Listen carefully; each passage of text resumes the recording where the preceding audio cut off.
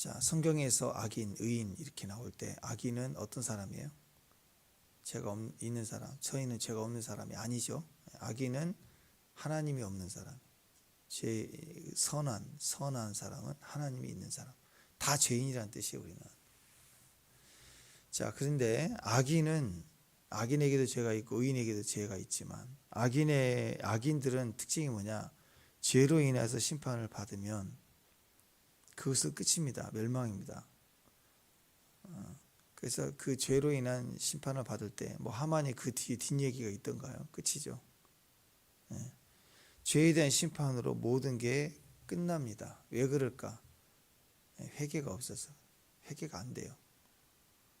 그러니까 예수가 있다, 하나님이 함께 한다는 뜻은 죄가 없다는 뜻이 아니라 죄가 있지만 회개하면 용서받는다. 그리고 하나님이 없으니까 회개가 안 돼요. 그래서 악인의 특징은 끝이 끝나요. 그러니까 악인을 보고 부러워할 필요가 없는 거예요. 악인은 악한 날에 허용을 하시는 과정이 있지만 그 과정이 딱 쓰임 끝나면 끝나는 거예요. 끝나는 거예요. 에스더서 우리 했지만 거기서 그 위대한 하나님의 뜻을 이루시는 이 과정에 하만이 얼마나 악합니까? 근데 생각해보세요. 하만이 없었으면 어떻게 됐겠어요? 하만이라는 존재가 없으면 모르드가 자기를 막 드러내겠어요? 에스더가 자기를 드러내겠어요? 위기가 오니까 신앙이 끌어올라오고 신앙의 결과로 하나님을 의지하게 되고 온 백성이 금식하게 되고 그리고 결과로 불임절이 되고 또 다시 다 버리고 주 앞에 돌아오는 예루살렘 돌아오는 일들이 벌어지잖아요. 하만도 필요해요. 악인도 악한 날에 필요하다고. 그래서 악인의 형통을 부러워하거나 무서워할 필요가 없다는 거예요. 때가 되면 제거됩니다. 없어지는. 회개는 후회, 반성, 뉘우침 그런 거 아니에요. 하나님의 긍휼을 입어야 되는 거고 또 믿어야 되고 십자가로 함께 못 박히는 것 반드시 예수의 피가 있어야 돼요. 예수의 피가 있어야 돼요. 그래서 인간이 지옥 가는 이유도 뭐라고 그랬어요? 죄를 지어서 간다. 그건 원론적인 거고 구약에서 의미고 신약에서 완성된 주님의 은혜의 관점에서 보면 우리가 왜 지옥 가느냐? 딱 그거예요. 죄 때문이 아니라 예수 믿지 않아서 가는 거예요. 이제는 예수 믿지 않아서 간다. 누구나 죄니까 다 가는 거죠. 근데 예수 믿으면 안 가요. 그래서 지옥 가는 이유가 뭐냐? 착한 일을 하지 않아서 죄가 있어서가 아니래. 그럼 천국 가는 이유는 착한 일을 해서 그건 아니란 거예요. 세상 이야기, 놀부 얘기, 흥부 얘기 그런 거예요. 교훈, 격언, 속담 이런 얘기죠. 우리가 지옥 가느냐? 예수 안 믿었어. 천국 가는 이유가 뭐냐? 예수 믿었어. 이게 철저히 복음 안에서 우리 안에 기준이 돼야 됩니다. 아멘. 자, 그러나 의인은 다르죠. 의인도 여전히 죄가 있어요. 그러니까 이 의인에게도 여전히 죄로 인해서 책망을 받고 징계를 받아요. 죄를 지으면 의인이나 악인이나 상관없이 책망과 징계를 받습니다. 받는데 그렇게 견고하고 강하고 커 보여도 악인은 툭 징계받을 때 꺾여버려요. 그냥 못 일어나는 박살나버리고 사라지는 거예요. 근데 의인은 징계를 받을 때 거기서 꺾이는 걸로 끝나지 않습니다. 그 재앙의 끝은 어디냐? 은혜로 연결돼요. 은혜로. 변화로 연결되고 더 새로운 기회로 연결이 되는 거예요. 완성으로 이어져 가는 거예요. 그래서 이제 뭐 중국산 뭐 싸구려 이런 거 뭐 잘못된 제품을 만든 사람은 어떻게든 과대 광고에서 팔아 넘기고 그다음 도망갈 생각을 하잖아요. 근데 진짜 제품을 잘 만들고 명품을 만들고 새로운 신제품을 만든 대기업은요 일부러 그것을 풀어내서 그 제품에 피드백을 받으려고 해요. 기업에서 충분히 조사하고 연구해서 만들었지만 소비자 입장에서 써보면서 이게 잘못됐네요. 이게 달아주기를 원한다고. 그래서 빨리 제2 버전이 나올 때, 3 나올 때 달라지는 거죠. 자신 있는 사람들은 오히려 이런 징계나 책망이 우리 기업을 갖다가 욕하는 거다. 그렇게 보지 않고 그걸 눈여겨서 확인할 때 더 좋고 확실한 제품이 만들어지는 거죠. 그러니까 그런 차원에서 다르다는 거죠. 재앙에서 끝나는 게 아닙니다. 의인은 재앙에서 끝나지 않고 다윗처럼 재앙이 끝나면 끝이 아닌 거예요. 하나님의 계획은 우리가 넘어지는 걸로 끝나지 않고 다시 일으켜 세우는 걸로 끝난다는 거예요. 더 큰 은혜의 자리로 이끌어 가시기 위해서, 그래서 우리가 넘어진 자리에서 우리가 답답한 거예요. 방법이 없으니까 일어설 수가 없는 거예요. 일어설 줄 알았거든요. 근데 넘어져 버리면, 재앙을 받으면 끝나는 거예요. 그러니까 다윗이 3번을 선택해서 재앙에 임했지만 넘어져 보니까, 거기서 깨져 보니까 자기로 인해서 이 백성이 죽어가는 거 보니까 너무 안타까운 거예요, 하나님은. 그래서 진짜 회개가 나오는, 거기서 철저히 무릎 꿇고 하나님 앞에 회개가 나온다. 우리의 답답함은, 성도의 답답함은 그 안에서 막 몸부림치는 그것은 우리를 하나님으로 더 이끌어 가시는, 하나님만을 구하게 되는, 그래서 은혜가 필요하다는 거죠. 내가 이겨낼 방법이 없어요. 일어설 힘도 없어요. 그러니까 뭘 구해요? 이렇게 세워주기를 바라는, 그거죠. 아이들이요, 기어가다가 걸어가다가 넘어지면 또 발딱 일어나서 가고 그래요. 가만히 있지를 않아요. 애가 한번 넘어졌으니 무릎이 매우 아프겠구나, 이제 안 움직이겠지, 그럴 줄 알았는데 아이고 좀 지나고 깨지고 박살나도 계속 뛰고 그런 애들이. 애들이 멈추는 거 봤어요? 안 멈추죠. 계속 갑니다. 생명입니다. 근데 노인들은 어때요? 한번 탁 넘어지면 여기 나가고 저기 나가고 깜짝 병원으로 가서 진짜로 확 넘어지면 큰일 나요. 고관절 다치고 그러면 오래 못 사신다고. 애들은 안 그래요. 넘어지는 게 문제가 아닌 거예요. 생명이 문제예요. 그러니까 생명. 그래서 내가 절망을 바랄 때, 내가 어려움을 바랄 때 하나님을 바라는 거예요. 근데 아이들도 이렇게 벌떡벌떡 막 뛰는데, 때로는 아이들이요, 탁 넘어지면 안 일어날 때가 있어요. 더 큰 소리로 울어요. 반응이 없으면 더 큰 소리로 울어요. 왜? 분명히 엄마가 있는데, 분명히 할머니가 옆에 있는데 나를 빨리 이렇게 세워줘야 되는데, 이걸 바랄 때는 지가 안 움직여. 엄청나게 울어댄다고. 이게 바로 우리 모습입니다. 영적인 세계를 우리가 모를 때 이런 일들을 인과응보로만 봐요. 세상 사람들의 기준은 그렇습니다. 누가 재앙을 당하면 그거 봐라, 저거 봐라, 죄 짓더니 저 얻어 터지는구나. 그 일본에 막 그 지진 났을 때, 중국도 그럴 때 그거 봐라, 그거 봐라, 그거 저 우상을 섬기고 귀신 덩어리 생기더니 저렇게 지진이 골로 났다고 막. 그거 봐라. 이런 시각은 뭐예요? 물론 죄를 지으면 징계가 있어요. 의인이나 악인이나. 그러나 이거 인과응보로만 보면 그게 영적 세계를 모르는, 하나님을 모르는 사람의 관점이라고. 죄가 있으면 심판이 있는 건 맞아요. 근데 그것이 하나님이 전부가 아니라니까. 하나님은 사랑의 하나님, 자비의 하나님이라고.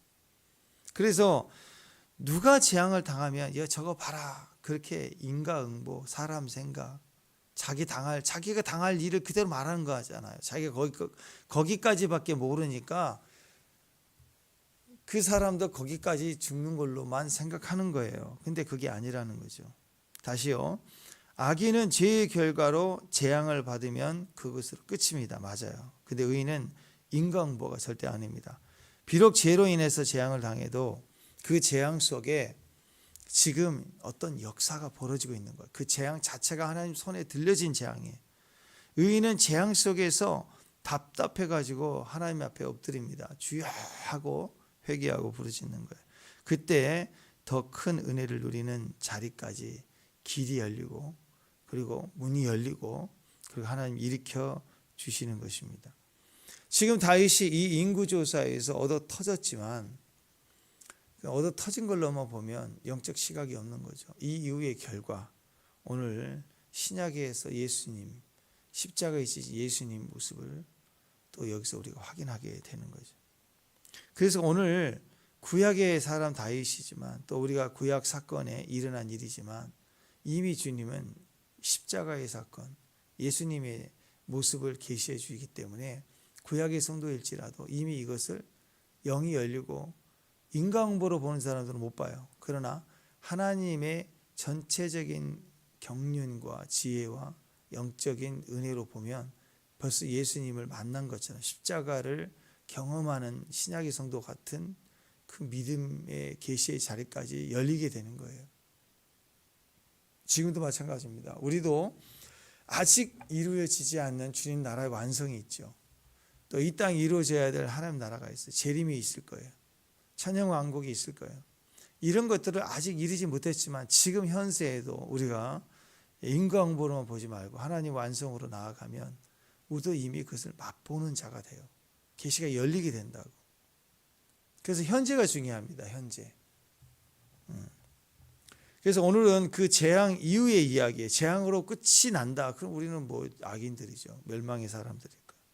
근데 재앙 이후의 이야기가 지금 나오는 거예요. 그 뒷얘기가 있다는 거예요. 그게 더 중요하다는 거예요. 죄로 말미암아 징계를 받는다. 그러니까 죄 짓지 말자. 이렇게만 가버리면 이건 세상도 아는 기준이라고. 근데 성경에서 이후에 주님이 얘기하신 이유는 재앙 이후에 비록 죄를 지어 재앙을 당했지만 그 이후에 어떤 일이 일어나는가. 아버지가 해초리를 들었을 때 아들이 울죠. 아프니까 아파하고. 근데 그 때리는 아버지의 마음에도 아버지에게도 눈물이 있다. 그것까지 가야 된다고. 그것까지. 그게 능력이고 은혜이고 자비이고 사랑인 것입니다. 하나님이 이 죄를 속죄하기 위해 하신 일이 뭐예요?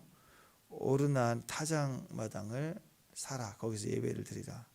사라 뜻은 네 거다 그게 아니라 내 거다. 하나님이 사라 그 말은. 그러니까 여러분이 뭔가 샀잖아요. 물건 하나 샀어요. 그럼 여러분 거 아니에요. 여러분 거면 죽을 때 가져가야죠. 못 가져가요. 그 누구 거예요? 하나님 거예요. 하나님 거.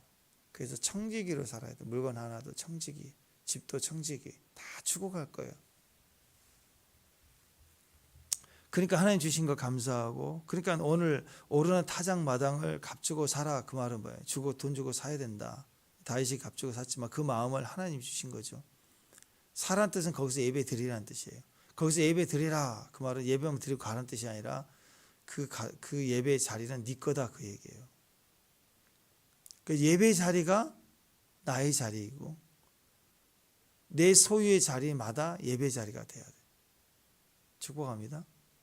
그래서 이사 가서 예배 드리고 그곳에서 예배가 시작되니까 여러분의 집은 예배의 자리가 되는 거고, 그리고 또 이사 가면 또 예배의 자리가 되는 거고, 차를 사도 예배를 드리는 거고, 모든 것이 다 희생의 제사예요.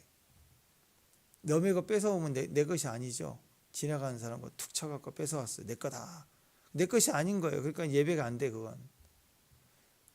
집이고 차고 내가 샀으니까 내 것이니까 그건 예배 처소가 당연히 돼야 되는 거고, 그것은 하나님이 받으시는 만남의 장소가 되는 것. 동일한 것입니다.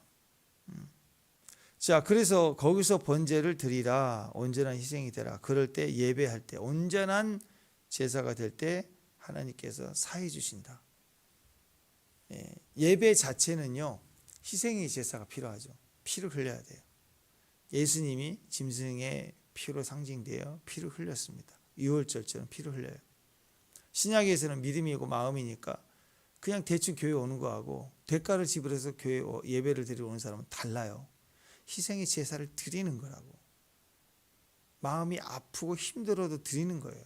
무찔러 드리고 몸뚱아리 힘들어도 몸으로 드리고, 그렇게 하나님 앞에 대가를 지불하여 드리는 거라고. 그걸 통해서 하나님이 우리의 죄의 징벌과 이 어둠의 상황을 사해 주신다. 용서해 주신다. 긍휼을 입게 된다. 은혜를 입는다. 그게 원리입니다. 나중에 보니까 지금 이 자리가 어떤 자리가 돼요? 솔로몬 왕 때 역대하 3장 1절에 보면 성전이 건축되는 자리가 됩니다.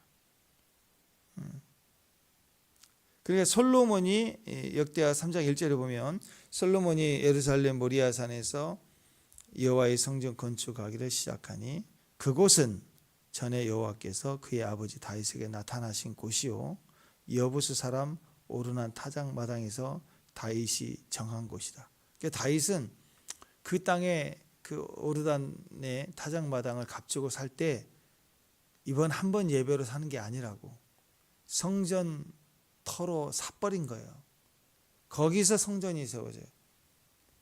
다윗이 값주고 산 이 오르난의 타작마당은 그 자리는 나중에 솔로몬 때 성전 건축이 되는 자리가 됩니다.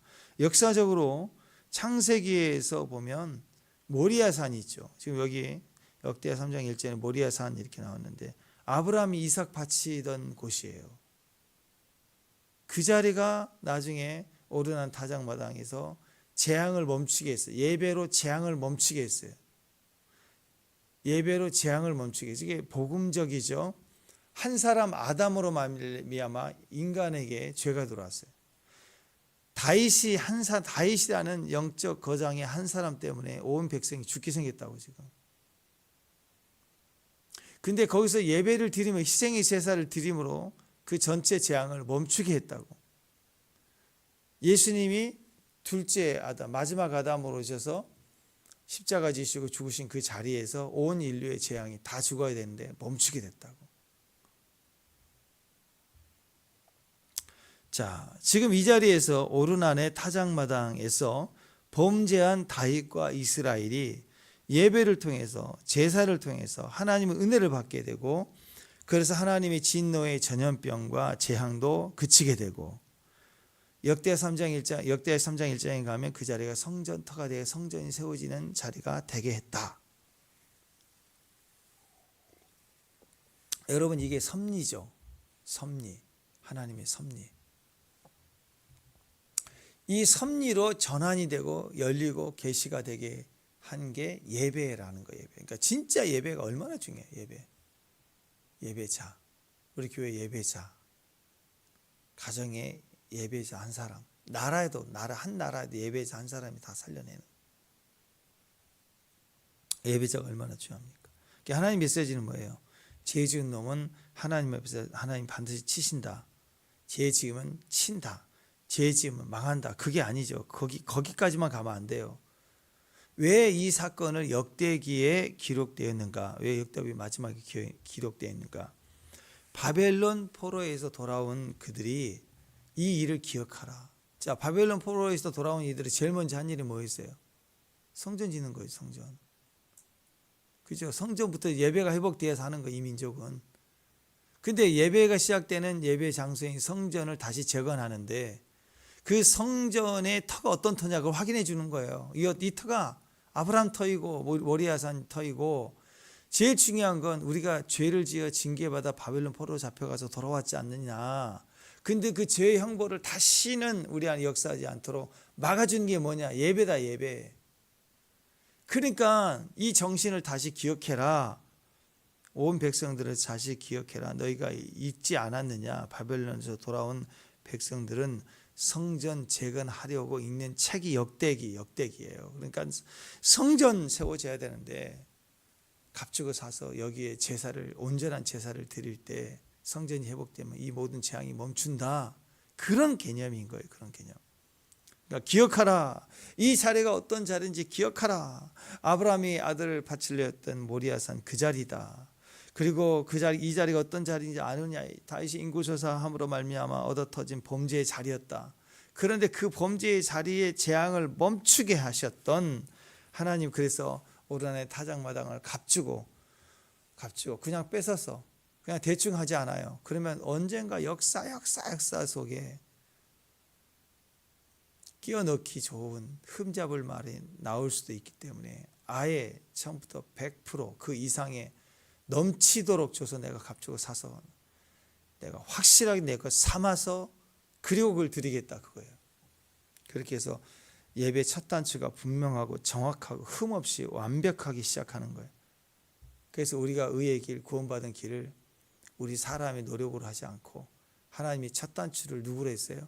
가장 퍼펙트한 예수님으로, 예수님의 피로 시작하는 거예요. 짐승의 피로 시작한 게 아니라. 그 첫 번째 그 시작의 자리, 예배 드렸던 자리, 다윗이 값주고 완전하게 드렸던 예배 그 자리에 재앙이 멈췄던 그 사건이 성전으로 이어지고 그 아들 때 성전이 세워진 자리로 말미암아 영원한 인류의 죄로 인한 재앙을 멈추게 하는 일을 시작하셨다라. 이스라엘은 죄 용서받고 영원한 예배의 자리로 삼아서 장차 솔로몬 때 성전이 지어진 자리가 되게 하고, 더 나아가 신약에 와서는 예수님이 골고다 십자가에 피를 흘려 죽으신 자리가 그 자리. 신기하죠. 네. 이게 다 연결되는 거예요. 온 인류가 다 죄사함을 받게 되는 십자가 자리가 된 자리가 그 자리다. 그래 그 자리가 얼마나 중요해요. 그러니까 이 메시지의 핵심이 뭐예요? 죄보다 훨씬 더 큰 은혜의 역사를 보라. 죄 지면 끝난다, 망한다. 거기서만 끝나면 안 돼. 맨날 회개만 하고 죄 짓게 맨날 죄 짓잖아요. 우리는 예배 때마다 말씀 들을 때마다 맨날 회개하러 끝나겠냐. 언제까지 회개만 하고 끝내? 회개는 완성으로 가야 돼요. 은혜로 가야 돼요. 은혜로. 나 같은 죄인 살리신. 그래서 어메이징 그레이스가 놀라운 은혜의 곡이 아니에요. 그 사랑 놀라워. 그 위까지 올라가야 돼요. 맨날 이 벌레만 또 못한 죄, 맨날 이렇게 울고 짜는 걸로 기도가 끝나면 안 된다라는 거예요. 훨씬 더 큰 하나님의 은혜의 역사까지 가라. 자, 우리도 인생을 어떻게 살아야 됩니까? 죄를 해결받으면 이제 뭐 끝이다. 고통도 끝이다. 재앙도 끝이다. 이게 아니라 우리 인생은 죄의 자리에서 은혜의 자리까지 가는 거예요. 이 땅에서 하나님의 나라까지 가는 거예요. 그래서 이 땅에서 우리가 무너진 그곳일수록 그 자리에서 끝이 아니라 우리는 다시 일어나 은혜를 입고 어디까지? 사명의 자리, 부르심의 자리, 은혜의 자리까지 가야 되는 거예요. 다윗같이 하나님께 순종하는 사람들도 얼마든지 넘어질 수 있어요. 우리도 얼마든지 넘어질 수 있어요. 그때 생각해야 됩니다. 넘어졌으니 끝이다. 이 바보야, 너는 끝이다. 그러지 말고 뭐예요? 은혜의 자리로 다시 서라. 다시 은혜를 붙들라입니다. 다윗이 왕이지만 그 나라는 자기 공로, 자기 힘, 자기 능력으로 세운 나라가 아니죠. 다윗의 나라는 어떤 나라예요? 은혜 위에 세워진 나라. 은혜 위에. 철저히 은혜 위에 세워진 나라. 이것은 십자가에서 예수님 십자가에 세워진 것을 상징하는 것입니다. 여러분 우리가 앞으로 세워가야 될 게 얼마나 많아요. 그렇죠? 다 완성됐습니까? 여러분 다 세워졌어요? 그럼 천국에 있죠. 성도의 죽음은 사명의 완성이니까 부르심 끝나면 데려가는 거예요. 그러니까 힘들 때 어려울 때 주님 더 도저히 못하겠습니다. 그러면 죽어도 못하겠다 그러면 여러분 아버지라면 어떻게 해요? 그래 집에 가자. 그럴 거 아니에요. 더 했으면 좋겠는데 죽어도 못하겠다고 더 이상 너무 힘들다고. 그럼 집에 가자 그럴 거 아니야 아버지인데. 너 그러고도 네가 내 아들이냐 뭐 그럴 부모 없어요. 좀 더 해봐 해도 죽어도 못할 것 같아. 그렇잖아요. 그럼 데려가는 거지 뭐. 그게 성도예요. 그러니까 여러분 어떻게 해야 돼요? 너무 힘들 때 못하겠으면 그러지 말고 할 수 있는 힘을 주세요. 다윗의 퇴근길에 있죠. 대화할 수 있는 힘을 주세요. 축복할 수 있는 힘을 주세요. 그러고 하는 거라고. 원수가 너무 많아서 힘들어요. 지금 또 못할 것 같아요. 못하고 싶어 하기 싫어요. 그러지 말고 저 원수를 사랑하고 저 원수를 은혜를 베풀 힘을 주세요. 그래야 생명이 연장된다고. 환경도 연장이 된다고. 사명으로 가야 돼. 사명. 끝까지 사명. 축복합니다. 네. 자, 여러분 그래서 우리가 앞으로 세워져 가야 될 부분이 아직 남아 있어요. 여러분 인생, 우리 인생 가정도 더 세워져 가야 돼요. 그렇죠? 사업도 더 커지고 강해지고 세워져 가야 해요. 사업이라 합시다. 사업을 어디다 세워요? 우리 가정을 어디다 더 세울 거예요? 인생을 어디다 세울 거예요? 네, 예수님 은혜 위에 세워야 돼요. 가정도 은혜 위에 세워야 돼요. 교회도 은혜 위에 세워져 가야 돼요. 직장도 사업도 은혜 위에서 날마다 은혜를 구해. 날마다 은혜를 구해서 은혜를 충만히 내가 흡족히 받아야 그 은혜 위에 오늘 또 사업이 진행되고 가정이 진행되고 날마다 은혜가 필요한 거야. 우리가 우리의 사업을 시작할 때, 우리 인생을 시작할 때 내 힘, 내 아이디어, 내가 잘할 수 있으니까 내가 한 거야. 그렇게 해버리면요 힘들어요. 가정도 같이 세워나가요. 그러니까 아이가 태어날 때는 부모는 엄청나게 노력을 해서 이 아이에게 좋은 환경과 좋은 가정을 위해서 힘쓴다고 하지만 아이가 태어나고 나서부터 아이가 자라가면서 보면 아닌 거예요. 이 아이가 또 가정을 세워나가는 거예요. 이 아이 때문에 더 엄마 아빠가 강해져 가는 거예요. 같이 세워진다.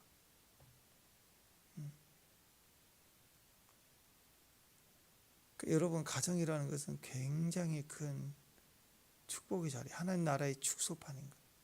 가족 한 사람 한 사람이 너무 중요해요. 그 가족 안에 고아 가부 나그네 이스라엘 사회 전체 가장 소외되고 아픈 상처의 사람들 가정 안에 다 있어요. 거기에 원수도 있고.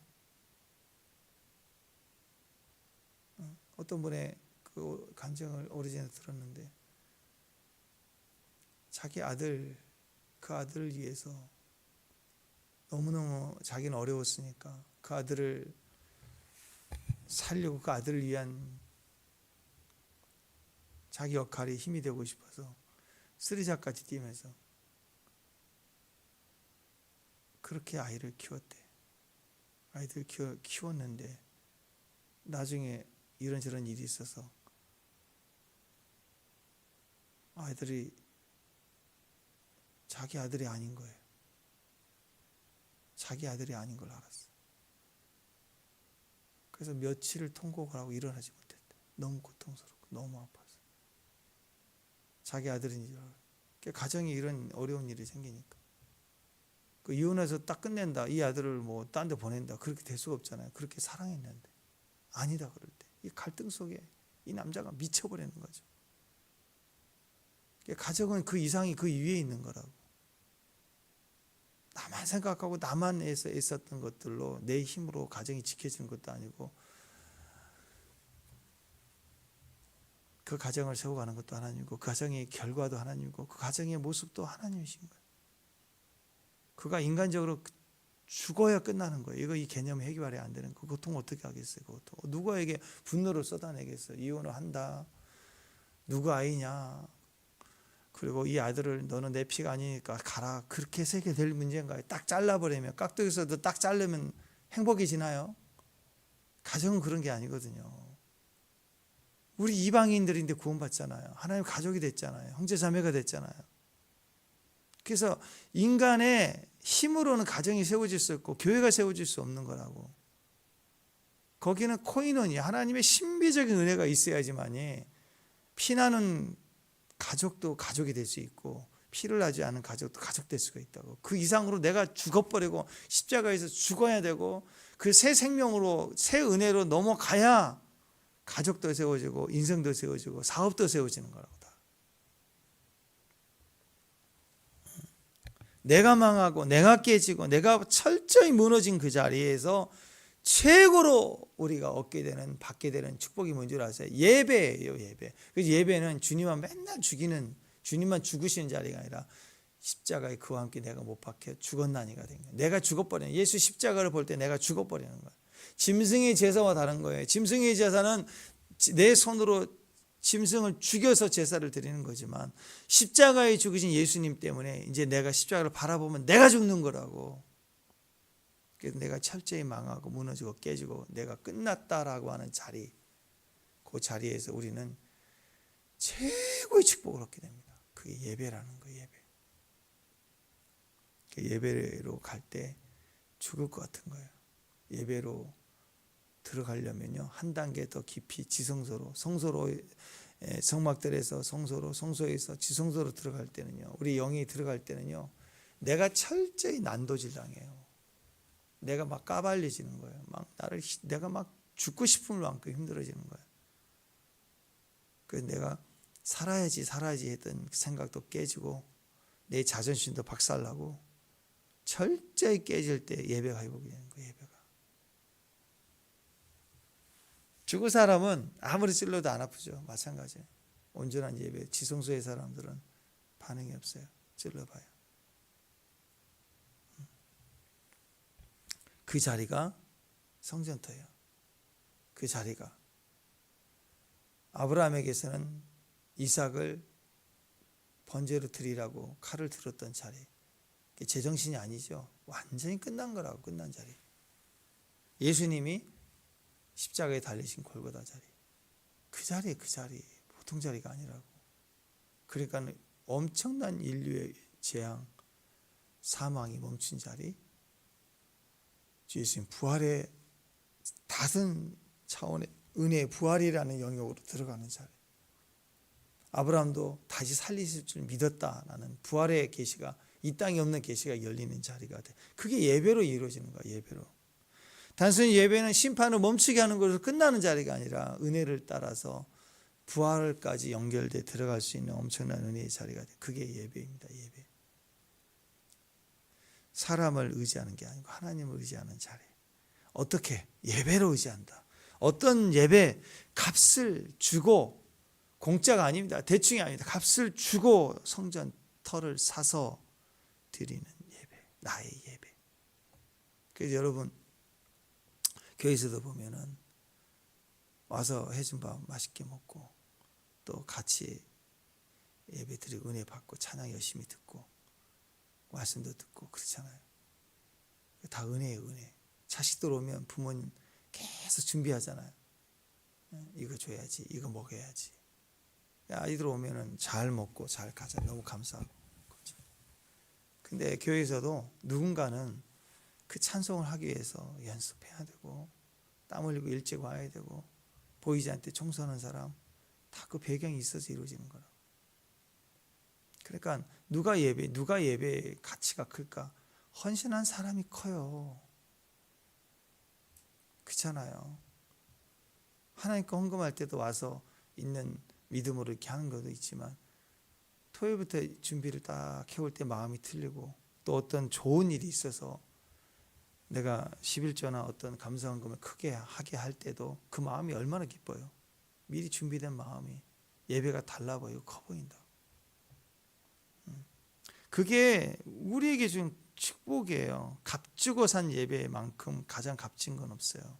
세상에 누가 나에게 이 값주고 산 예배를 뺏을 수 있을까? 못 뺏어요. 사탄도 이 예배는 절대 못 뺏어요. 분명한 내 예배, 내 고백이 세워진 자리니까. 우리도 대가를 지불한 예배, 대가를 치른 예배, 대가를 지불하고 시작한 예배, 그런 기도, 그 선교, 그게 그래서 큰 거예요. 재앙도 멈추고 비전도 세워지고 하나님 뜻이 이루어지는 역사가 되는 거라.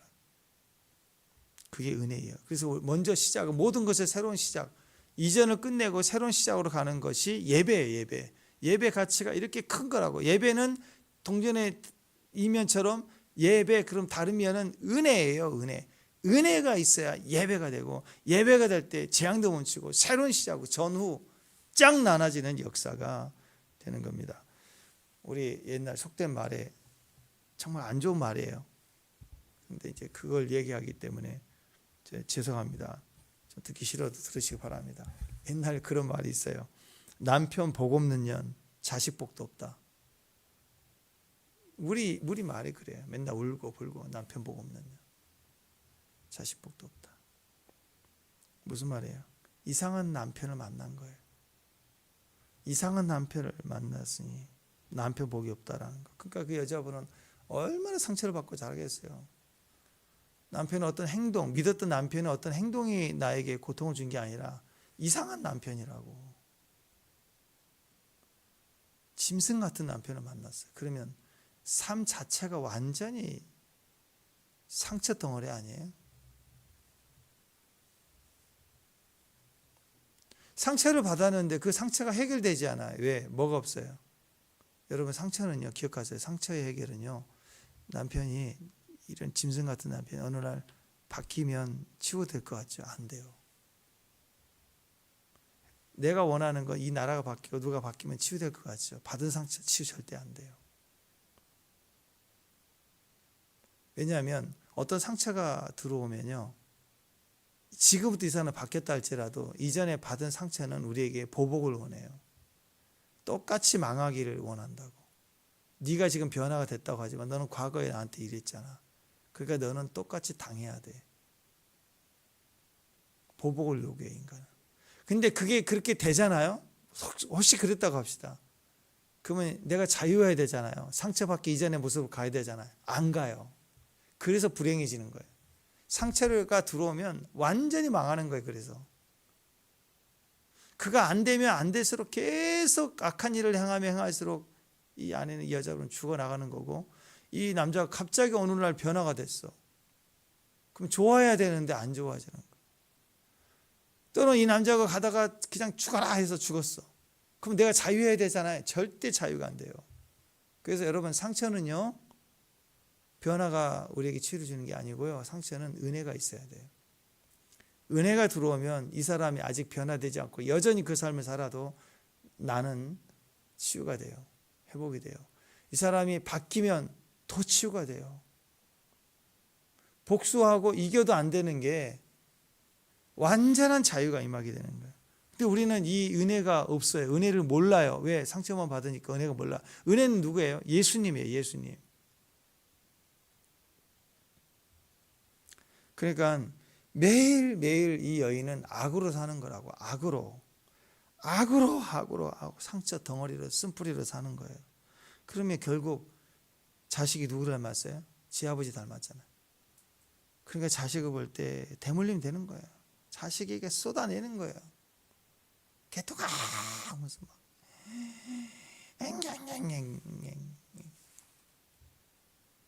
그래서 한이 맺힌다고. 지 아버지 닮았다고 그러고. 그래서 왜 철없는 아이들에게 쏟아붓는 거예요. 그냥 분노를 자식에게 막 쏟아내는 거. 그러니까 그렇게 상처 덩어리로 욕을 얻어먹고 자란 아이들이 제대로 크겠어요? 제대로? 부모가 싸우고 그런 가정의 환경이 안 좋아도 애들이 힘들어하는데 그걸 부모가 쏟아내면 그 엄마가 잘못된 게 아니라 하루 종일 악으로 사는 여인은 그럴 수밖에 없어요. 악으로 쌓여져 있는 사람이 어떻게 럭셔리하고 온유하게 할렐루야 살려면 그렇게 되겠냐고. 그게 안 되죠. 욕쟁이가 되는 거죠. 욕쟁이. 그러니까 아이들이 어떻게 되겠어요? 결국 이게 예언이 아니라 결과가 되는 거예요. 모든 사람 남편 없는 년이 자식 복도 없다. 결국 그렇게 되는 거예요. 울면 인생 전체가 그렇게 가는 거라고. 그러니까 이런 사람의 특징은 늘 자기가 제일 불쌍해. 그렇지 않겠어요? 악으로 받쳐있는 내가 제일 불쌍하다. 내가 제일 억울하다. 내가 제일 불쌍하다. 근데 한번 생각해 보세요. 얼마나 미련하냐. 누가 제일 불쌍해요? 이런 사정이 돼요. 누가 제일 불쌍해요? 자식이 제일 불쌍해. 애들 문제예요. 애들이. 이 여인은 자기가 제일 불쌍하다고 생각하는 거예요. 그리고 나서 자기만 생각하니까 여러분 상처는 자기로만 굳어지게 하거든요. 은혜는 나를 잊어버리고 상대를 사랑하고 베풀어진 쪽으로 가는 거예요. 근데 상처에 한이 들어가니까 나는 제일 억울해. 그러니까 자식이 제일 불쌍한데 사실은 객관적으로 보면 자식이 제일 불쌍한 거예요. 자식이 문제예요. 그러니까 애들이 매가리가 없는 거예요. 자라면서 행복하지 않아요. 애들은 늘 불안합니다. 애들한테 그 상처가 다 가는 거예요. 자기는 어른이니까 받아서 상처 속에서 일을 하고 살지만 애들은 연약한데 막 쏟아붓는 거예요. 상처를 막. 그러니까 부모의 상처, 그 아버지의 악함, 그거 다 받잖아요. 폭력성. 그리고 그 엄마의 그 고통스러운 아픔. 그걸 그냥 부모로부터 다 받은 아이. 온전히 다 받은, 상처를 받은 아이. 여러분, 제대로 살 수 있을까요? 뭐 살 수도 있겠지만 확률적으로 그렇지 못해요. 그러니까 결국 그 아이들도 그럴 거 아니에요. 그러면 결국 남편도 나에게 복이 없는 여자다. 나는. 그러니까 나는 자식도 복이 없는 여자. 이 말대로 되는 거라고. 왜 이 말이 어떤 한 사람의 이야기가 아니라 왜 대부분 이 말을 우리가 듣고 다 고개를 끄덕여요. 다 그렇게 상처 해결할 수 있는 사람이 없었기 때문에, 상처가 해결되는 은혜가 없기 때문에 그런 거라고. 이 말은 우리 대한민국의 한이 얼마나 큰지 대한민국의 대표적인 표어가 됐어요. 남편 복 없는 여자, 자식 복도 없다. 이렇게 얘기한다. 마찬가지 남편도 그래요. 한번 생각해 보세요. 아내 보고 없는 놈. 나는 아내 복이 없다. 자식 복도 없다. 비슷합니다. 생각해 보세요. 아내가 맨날 스트레스 주고 잔소리하고 이거 하고 저거 하고, 그러면 그 남편도 집에 있질 않아요. 뱅뱅 돈다고. 아내 때문에 인생이 남자들은 특히 영향을 더 잘 받습니다. 다 무너져 버려요. 그러면 결국 자식들을 돌보지 못해요. 자식들이 부모로 받아야 하는 책임적인 일은 보호받는 거하고 공급이거든요. 그걸 엄마로부터 하는 게 아니라 사실 아빠가 주로 나서서 많이 하죠, 대외적으로. 근데 아이들이 그걸 경험하지 못하니까 사회생활 할 때 맨날 루즈해요. 힘없어요. 누가 불안해요. 그렇게 옹졸하게 살게 만들어 버린다고. 그러니까 결국 그렇게 되는 거예요. 엄마 때문에, 또 아빠 때문에. 아이들은요, 엄마 쪽으로도 받고 아빠 쪽으로도 받고 양쪽을 다 받아가지고 애들은 진짜 버거이 없어지는 거예요. 그렇게 얼마나 불행해요. 그러니까 자녀 입장에서는 그거 아니에요. 나는 아빠 복도 없고 나는 엄마 복도 없다, 그럴 거 아니에요. 아빠 복 없으면 엄마 복이라도 있어야 되는데 엄마 복도 없다. 아빠 복 없으면 엄마 복도 없다, 그럴 거 아니에요. 그러니까 이게 고아 나그네 과부의 우리식으로 대화예요. 과부는 뭐라 그래요? 과부는 남편 복, 자식 복도 없다. 나그네는 아내 복도 없더니 자식 복도 없네. 자식을 보호해주고 케어 못하고 공급 안 해줬으니 자식도 나중에 안 해주는 거지, 안 그래요? 그럼 자식은 여러 명이니까 두 가지 여론이 있어. 한 놈은 이럴 거예요. 나는 아빠 복 없는데 결국 엄마 복도 없다. 이쪽은 또 나는 아빠 복 없는데 엄마 복 없다. 그럴 거 아니에요. 사람은 다 죄인입니다. 다 누구나 변화가 필요해요. 그래서 사람이 바뀌어서 나한테 변화가 되고 유익이 줄 생각을 하면 안 돼요. 뭐가 필요해요? 우리는 은혜가 필요해요. 모든 상처를 이기는 힘은 은혜뿐입니다. 다윗이 다시 마음을 새롭게 고친다고 그럼 이 교만과 이런 어떤 충동질이 없어질까요? 또 제2, 제3의 일이 일어날 수밖에 없어요. 그래서 하나님 이 사건을 통해서 오르난 타작마당에 제사를 드리는 그 극렬한 은혜를 입는 모습을 통해서 인류의 죄까지 멈추게 하시는 하나님 은혜의 계시를 열어주신 거예요. 그러니까 우리 마찬가지 지금 어떻게 예배 드려요. 예배들도 어떻게 대충 예배 참석하는 거 말하는 게 아닙니다. 대가를 지불해서 예배를 만나요. 누군가 예배를 드릴 때 우리는 그렇게 해야 나도 왔는데 저분이 그냥 왔구나. 그러면 안 돼요. 내가 대가를 지불하고 예배를 나온 사람들은 누구를 보면 저분도 엄청난 대가를 지불해서 여기까지 오는구나. 그럴 때 예배가 특별해집니다. 한 2천만 원 정도 막 통장에 늘 있어서 쓸 수 있는 사람이 선교 가는 거하고 하루하루 10,000원 쓸 때도 계산해서 쓴 사람이 선교 가는 거하고 완전히 달라요. 대가를 지불해야 커지는 거예요. 예배도 대가를 지불해야 커지는 거예요. 기도도 도저히 할 수 없는데 피곤한데 몸이 만신창이가 됐는데도 그래 기도해야지 하고 자기 기도 시간을 지켜서 나올 때 그 기도가 위대하고 재앙도 멈추게 하고 더 큰 은혜로 나아가도록 만들어진 축복이 됩니다. 그 예배의 축복입니다. 오늘 여러분 가슴에다가 이름표를 다세요. 예배자라고. 예배자. 우리 비전이죠. 예배자. 예배자. 나는 예배자. 평생 예배자. 왜 선교 가요? 예배하러. 교회에 왜 가요? 예배하러. 성도에 교제돼 있고 뭐 다 있지만 제일 중요한 건 예배하러. 집에 왜 가요? 예배하러. 첫 번째 부르시면 왜 그 친구 만나요? 함께 예배하러. 예배자의 그 축복, 예수님의 모습, 아브라함부터 시작해서 오늘 다윗이 그 과정이 되어진 것을 기억하시고 하나님 나의 예배하는 예배 자리, 예배의 사람, 은혜로 충만한 은혜의 예배 자리 대가를 지불하겠습니다. 그 믿음으로 승리하는 저와 여러분 되시길 바랍니다. 기도하겠습니다. 하나님 예배자 그 아름다운 이름이 되게 하심을 감사합니다. 대가를 지불하겠습니다. 공짜 위에 대충 끼어가지 않겠습니다. 분명한 믿음 또 은혜 위에 예배하게 하옵소서. 예수님 이름으로 기도합니다.